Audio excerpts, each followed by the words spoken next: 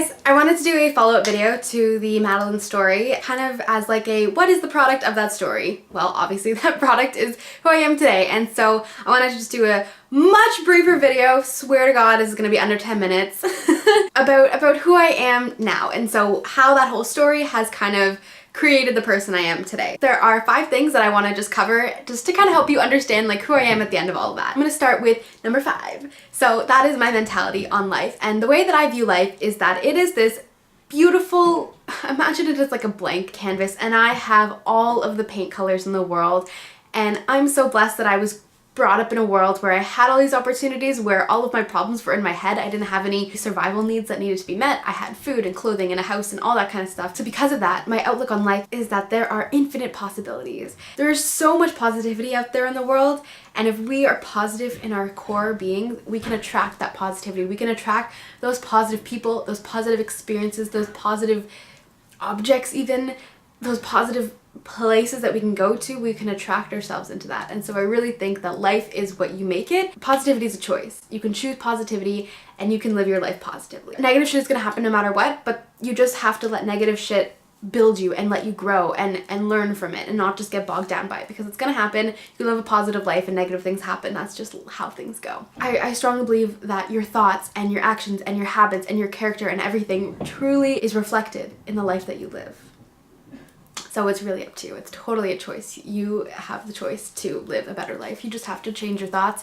They'll change your actions, they'll change your habits, they'll change your character, and then your life changes. Number 4 is my mentality for people and problems. And the way that I deal with people is that I really want to bring the best out of people. I think that if I give my 100% to people and I give my best to people, and I find that people want to match that and give their best to me as well. I've had a lot of experiences where I've met someone and heard previously that they're not a nice person, but I've always had a good experience with them no matter what. I haven't had a bad experience with a person in a very long time, and I think that interactions like that are really about what you bring to them, and if you just go there with no judgment, nothing but just love to give in your heart and just passion and excitement to bring to the table about yourself, if you really love yourself, and I find that people really are drawn to that. They're compelled to bring out their best self when you have that kind of energy around them. About problems, I think problems, you need to take emotion out of problems. I think that is so important, is taking the emotion out of a problem, because that's when you start to make decisions that are maybe better for the short term rather than the long term. I think that dealing with problems, you have to take the emotion out of it,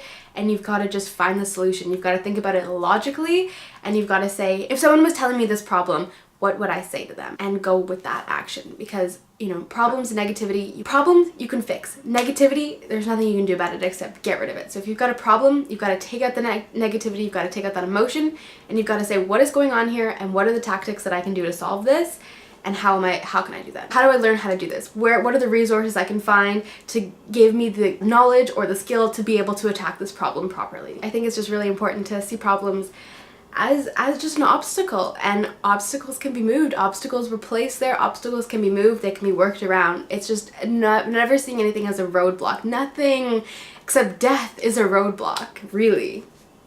Number 3 is my interests. I think the interests that I have and like my hobbies and my passions and that kind of stuff, I really, really hold that stuff true to me. So I made a mind map the other day.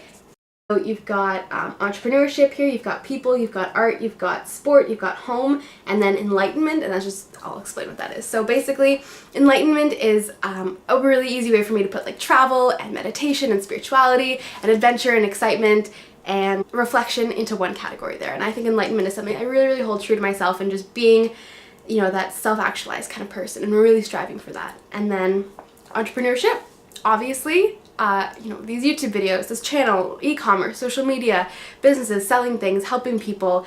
Marketing and branding is something I love to do, and just like creating stories and characters and evoking emotions in people by like small tactics. I think that is a really exciting thing. And also public relations, like sharing stories and getting the word out there. Sports, I was never like a competitive sport kind of person, and I was more of like an individual type thing, but now I really love sports in the sense of activities where you can use them to like explore. So like hiking or mountain biking, kayaking, climbing, diving, snorkeling, sailing, boating, anything on the water, snowboarding, swimming of course, surfing, and obviously camping. And then I have home here, and that's kind of more about like providing for myself. So cooking, and like the ancient practices of preparing foods and gardening and sustaining yourself, and doing that in very natural practices, I think, is something really interesting that I'm going to be learning more about in the future, so that's really exciting. And then art. I am a huge creative person. I love art, I love music, I love live music. I'm just getting into live music.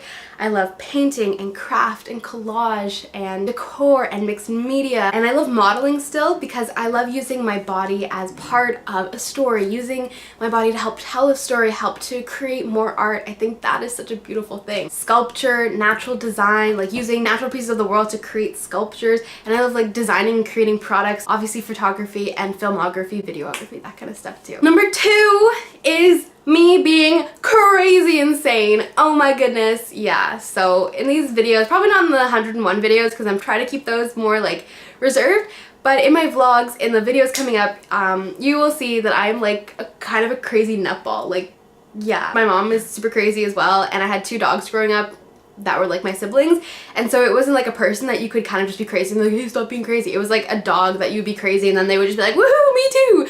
I feel like I'm like a small puppy, like at all times. Like I'm very, very excited and I'm very passionate about things and I just love to do stuff, and I can get really excited and crazy wild about stuff, and I can go and jump off and start singing and dancing and bouncing around, and I love doing that in public and like pretending to be a character and like all that kind of stuff. So if you guys see that, because that's gonna happen, just know that that's just me. If someone's doing some weird crazy voice, you're like, who the fuck is that? That's just me behind the camera. So don't freak out. Just wanted you guys to know, just like a buffer, like I'm kind of insanely nuts, just FYI. Cool, glad you know that. But at the same time, okay, I'm gonna touch on that in a second.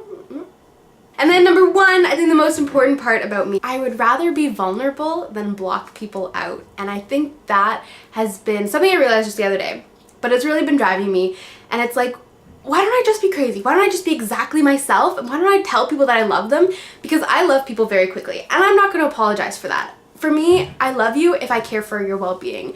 And if I've met you, I can meet you and love you in an hour. That doesn't mean I'm falling in love with you and we've got to get married and commitment. I love, in every sense of the word, I love to love. And I love to be affectionate, but I also just love that in like a friend sense. I love to hug and kiss my friends and cuddle with them and whatever, and I think that is such a beautiful thing, and being able to share that love with people with no restrictions and no commitment and nothing attached to it. I think that's such a beautiful thing, just being able to truly love someone and to truly just care for them and be there for them and listen to them and do cool things with them and have shared experiences together and just really like get out there and enjoy the world with that person. And that doesn't even have to be that one person. You can have, I love so many people, and not just like in a relationship wise. I love my friends, I love my coworkers, I love my family, and maybe I love some people in a more than just like a friendly way too. But I don't think there's anything wrong with that. I think that's such a beautiful part of life, is having that, being able to have that feeling. I truly think that love is like the strongest drug that's out there. It can make us do some crazy things, but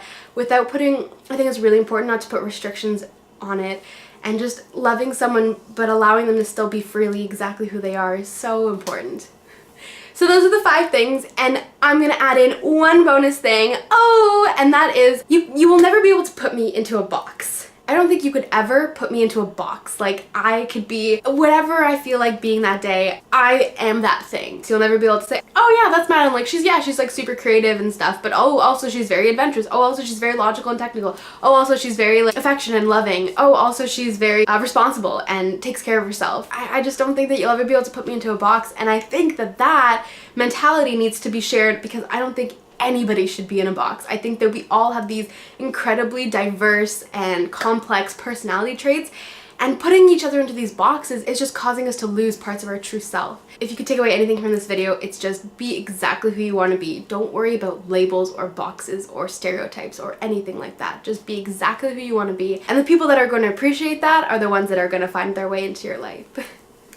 Thanks for watching this, guys. I hope you understand myself a little bit better. Hopefully maybe some of my thoughts inspired you to think about yourself in a different way. But anyways, I have more videos coming up soon. Thanks for hanging out. Bye!